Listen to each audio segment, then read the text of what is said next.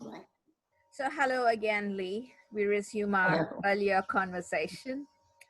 Now, let's change gears and talk about the Pygmy Hog project and how it, and in tandem, through that, we'll talk about the academy that you established in Jersey to train people from around the world in on the principles of conservation breeding, and so they can continue the work in their own countries.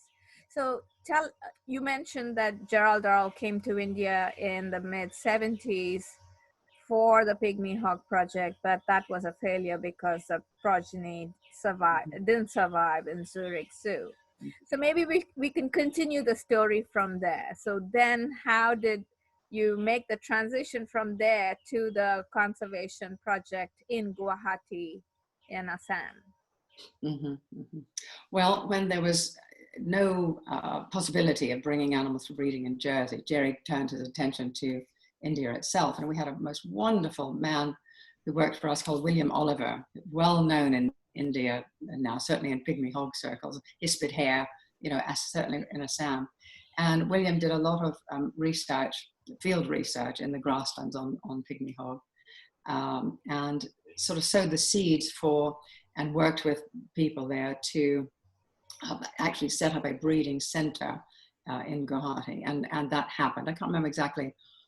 It was officialized. It was made official in not until 1995. That was the year Jerry died. But it has just gone by leaps and bounds from there. It's headed up by one of the students, our graduates of our academy, Gautam Narayan, and the veterinarian Parag Das, and Parag is now head of it.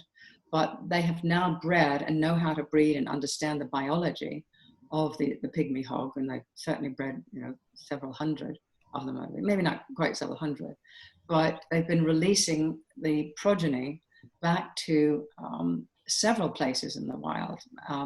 As I said, the source population for the captive population came from Manas National Park. That was where they were rediscovered.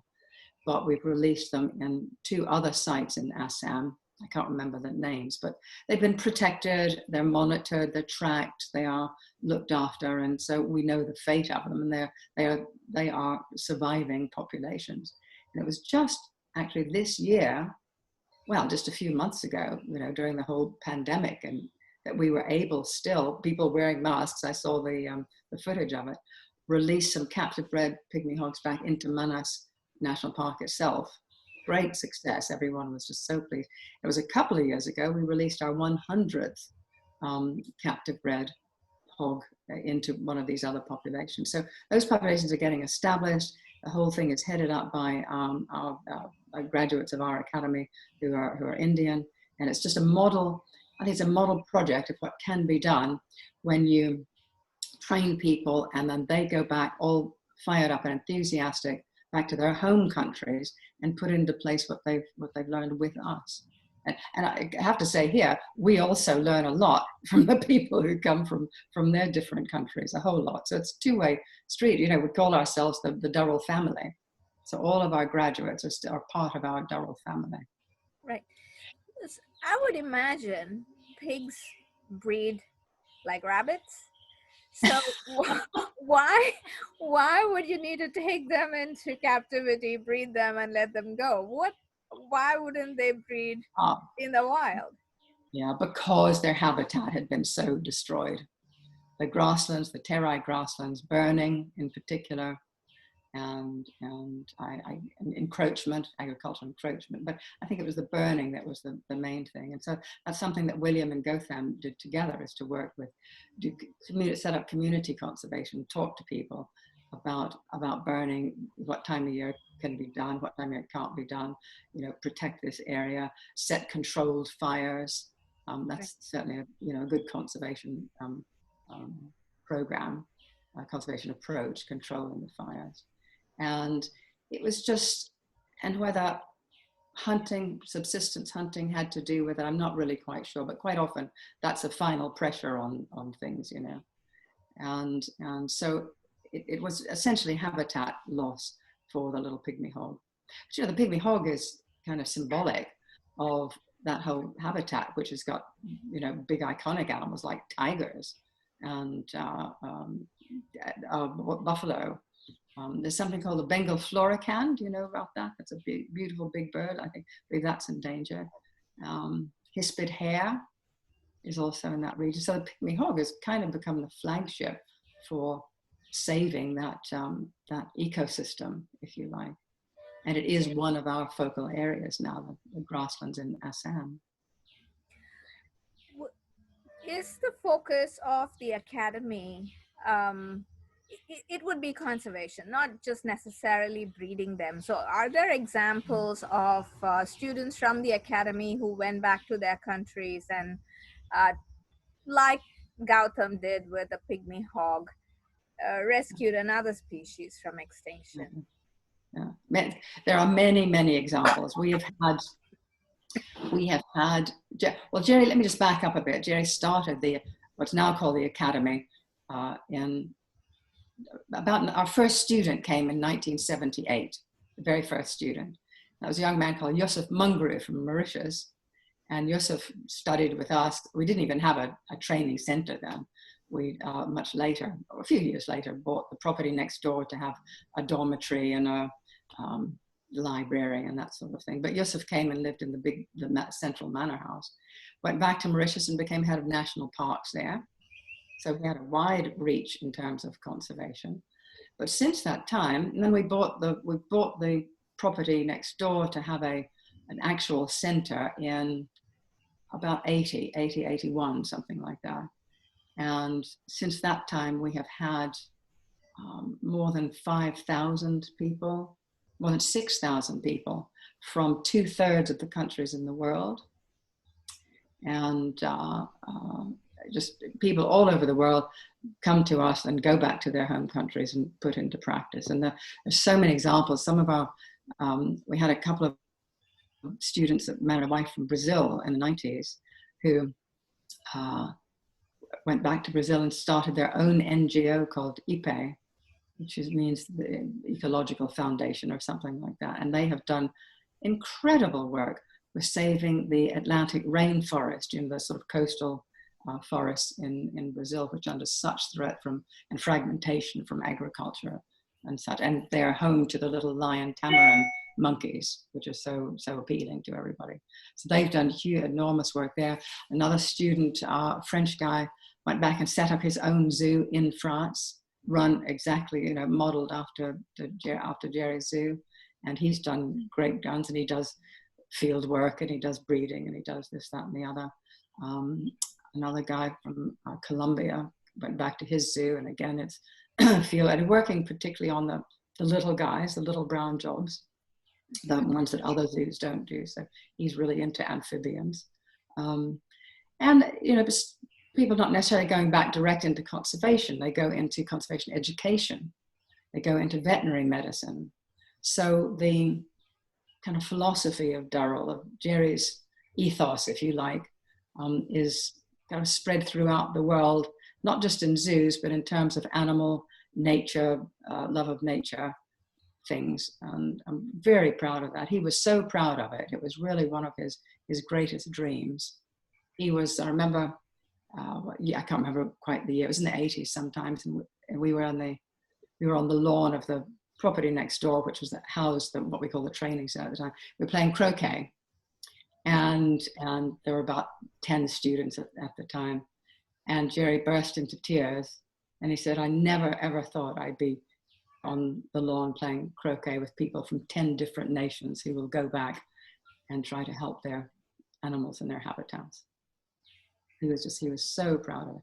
And I'm so proud of the fact we've had so many, I think I mentioned it, we've had so many people from India come and study with us, and they all still stay in touch, and they're just, you know, a great cadre of people. That's great. You mentioned your first student came from Mauritius. It's when you look at the expanse of work that Jersey Zoo and the Trust has done, it includes a lot of island species. You focus a lot on islands, and you are in an island. Do you think there is some identification with island species because of that? I think it's no accident. You know, Jerry was brought up in Corfu, an island. He ended up in Jersey with his zoo in Jersey. The dodo, I think the Mauritius connection is really because of the dodo, the extinct bird from Mauritius, was very much an island species. You know, it lost the ability to fly because it didn't have predators. And that was one thing that made it so vulnerable. And islands are sort of microcosms of the bigger world, and they demonstrate the pressures on the whole world so forcefully, because they're so much smaller that everything is exacerbated by being an island.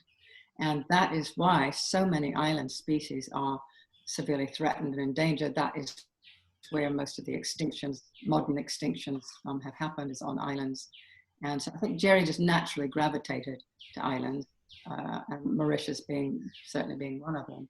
Mauritius was really our first foray into real proper field conservation. Jerry visited there in 1976, so that was even before he came back to India to think about pygmy hogs.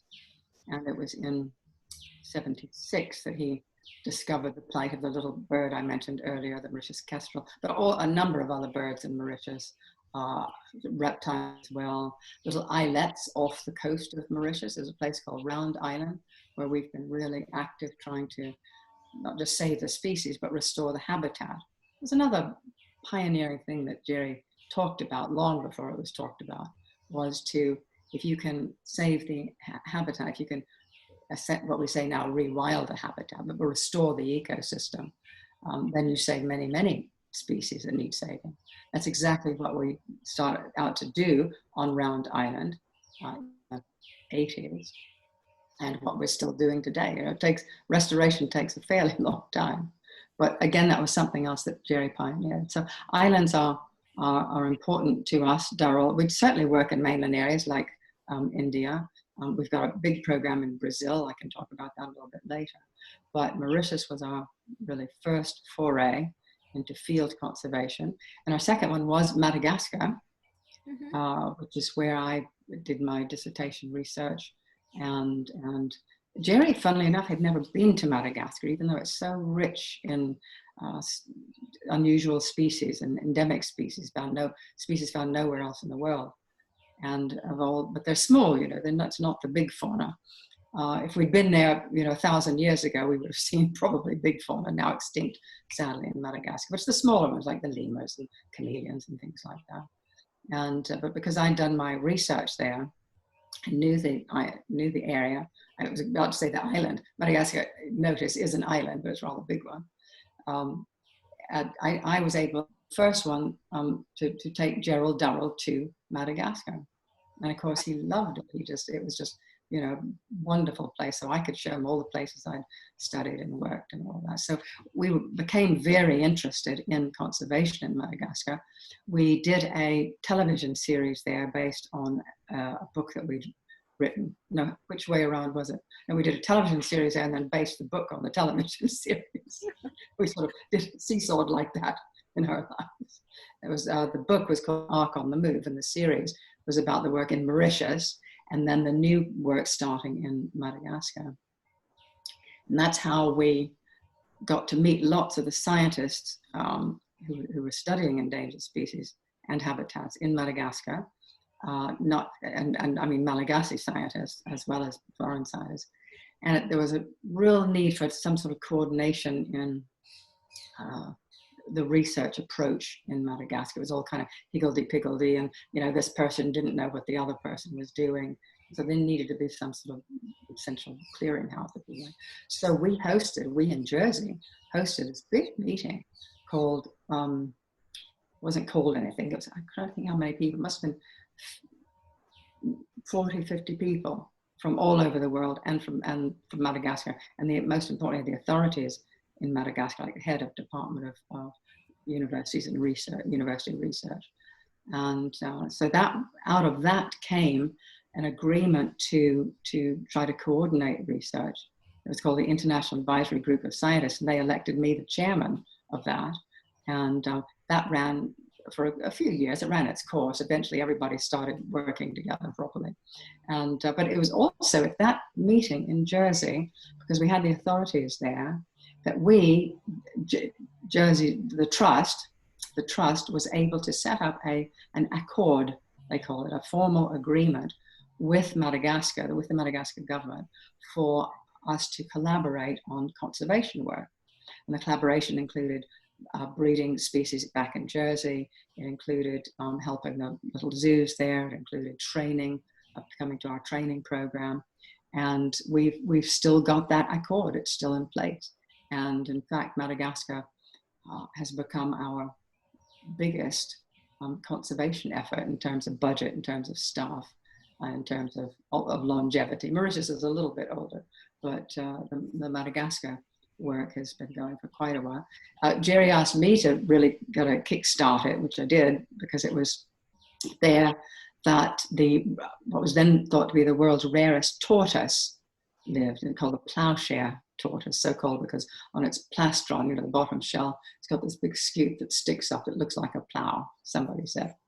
And it was only a few hundred left in the wild, and the obvious thing to do was to set up a breeding program in Madagascar in the proper climate. Jersey being a little bit cold for tortoises, tropical tortoises to breed. And we did that, put in a young man from a zoo in the UK.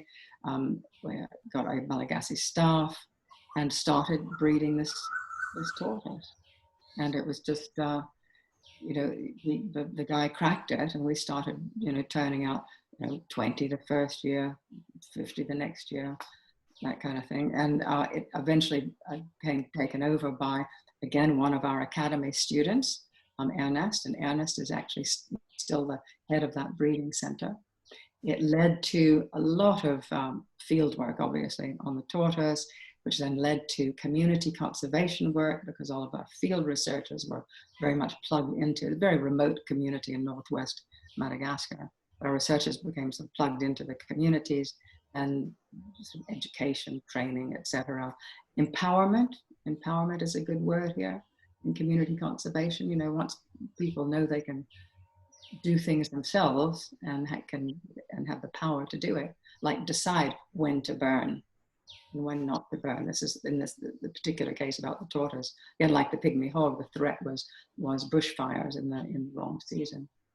And so that community conservation work, gradually, it was through the communities that a national park was set up in this region in northwest Madagascar, where we could start releasing the captive bred tortoises and start, and boost the wild population.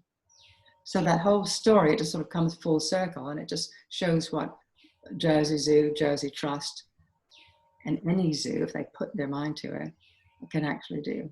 So I looked after that project for about, and the other Madagascar things began to develop with a couple of lemur species, a lovely little tiny mongoose type species, all these found only in Madagascar, terribly threatened mostly through habitat destruction.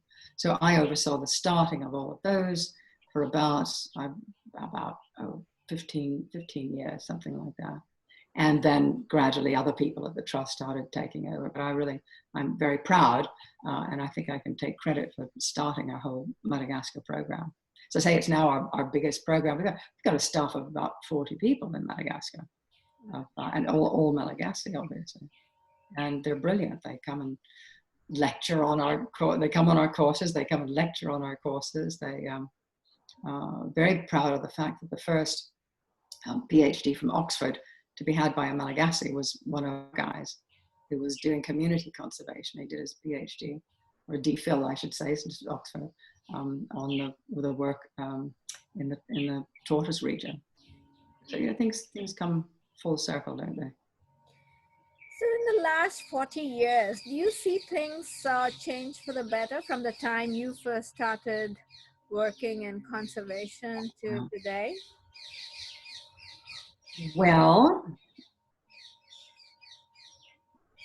on the whole, I think on a case-by-case basis, there are some very bad things happening. I mean, I really should finish or bring you up to date on the plowshare tortoise story. Remember, I was saying it was so so successful in releasing animals into the new protected area. Well, a few years ago, that plough-shaped tortoise became the most traded reptile in the illegal wildlife trade, and passing, but huge sums of money, particularly Southeast Asia and China. And so the poor, poverty-stricken Malagasy, when people would come in and say, "Find me tortoises," they didn't have much choice. Well, they did, but they didn't much choice to practically wipe out the whole wild population. So it's certainly the captive population now at our training center, at some other places around the world that emanated from us, essentially, have more tortoises than are believed to be in the wild. Wow. Now, so the situation was dire for 4 or 5 years there. And so we were way back before square one in terms of the endangerment of the wild population. But now, I believe China is now cracking down on wildlife trade, not least because of the coronavirus pandemic.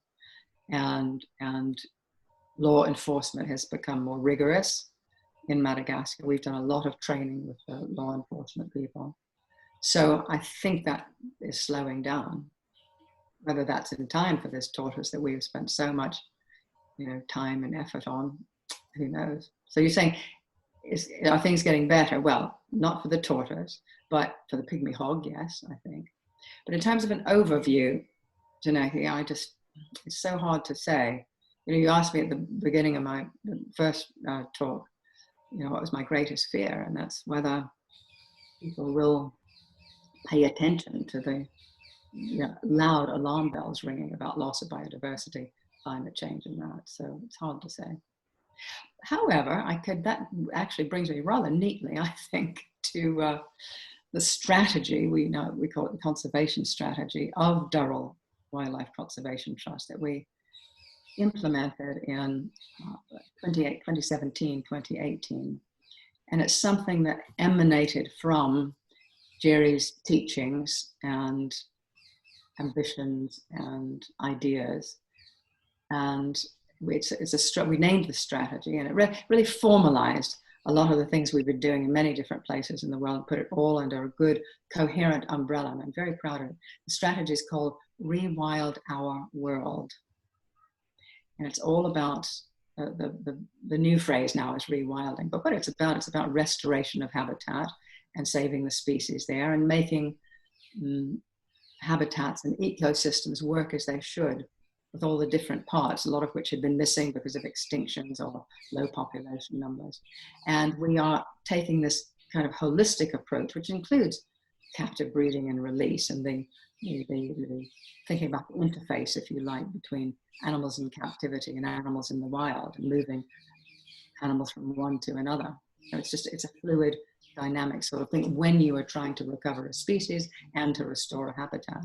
So Rewild Our World has us in 10 different sites around the world, many of which we had already been working in. So Mauritius is certainly a site, particularly Round Island, I mentioned earlier. Assam, the terai grasslands, that is a site. And so we will be helping also, not just the pygmy hog, but the floricans and even tigers. Other sites in Madagascar, certainly. Dry forests in Madagascar, which are particularly neglected. Where else? We're now working in the Galapagos. That's a bit of a departure for us. On islands, they're very island focused. In fact, of the 10 sites, I think all are islands except for 2 places, India and Brazil, but we also think of them as islands because the habitats are surrounded by a sea of human beings and agriculture, and those habitats themselves form little islands. So you can apply island biogeography to those and island conservation to areas like that. So that's something that makes coherent and brings to life and expands really Jerry's whole notion of saving species from extinction. It very much pulls in the people component, as we had started in Madagascar with our community conservation back in the 80s when we started that. It also, I think, you asked, do we need to redefine zoos or you know, sort of jig zoos. It calls upon zoos to help reestablish the connection between people and nature and people and animals. You know, that's so lost in the modern world. You know, it's so sad just to see kids sitting inside on their telephones or their computers or whatever, not out in nature. But when children go out into nature, they, you know, children have a real affinity for nature and for animals. Then we lose it as we get older. So what we're trying to do with our zoo and in all of our sites is to reconnect people to nature. You know, build an emotional connection. It's not sort of science or knowledge per se, but it's the emotional connection. And I think, you know, who was it who said you've got to care for something and, you know, love it, care for it before you can actually save it or help it. And that's really true in conservation. So that's our strategy is about the sites. It's about connecting to nature, and it's something that I'm very proud of. Where do you draw your strength from? I mean, all this can take the energy out of you. You're just setting up and running things which are right on the brink. It's very stressful. You don't know how it's going to turn out. You're hoping for the best. So where do you draw your strength from? Well, I don't know. It's just something you have to do. I mean, Jerry always said that. People often said to him or say to me, "Don't you want to just give up?" And you just say, "Well, you can't give up. You don't give up." And I guess, you know, you draw your strength from, now at my age and what I've seen and been through with the trust, you draw your strength from the other people who are so passionate and so dedicated, and we just have an incredible Durrell family. This is just what they want to do with their lives, and it's just and it's quite right. There's a nice aspect to our strategy that kind of ties in with all of this, that we have certain milestones that we want to reach during the unfolding of the strategy, and the year to reach them is 2025. That doesn't mean the strategy is finished, but we want certain milestones there. So some of the milestones are like, we want to have 100 species in really good species recovery programs that are positive. We want to have 1 million people reconnected to nature. And I think we can do that because, you know, our zoo has about now a couple of 100,000 visitors a year, and all of our sites, when they're visited, 1 million people connected to nature, better connected to nature. And the reason for the 2025 is that would have been Jerry's 100th birthday year. And I think that is just a fitting honor for the man whose legacy has allowed us to develop in this particular kind of strategy. And, you know, we're just one organization. If other zoos would do something similar or come and work with us or collaborate, you know, then maybe there is hope, and maybe I shouldn't be so afraid. Thank you so much for talking to me at the Wild Women interviews. Thank you so much, Lee.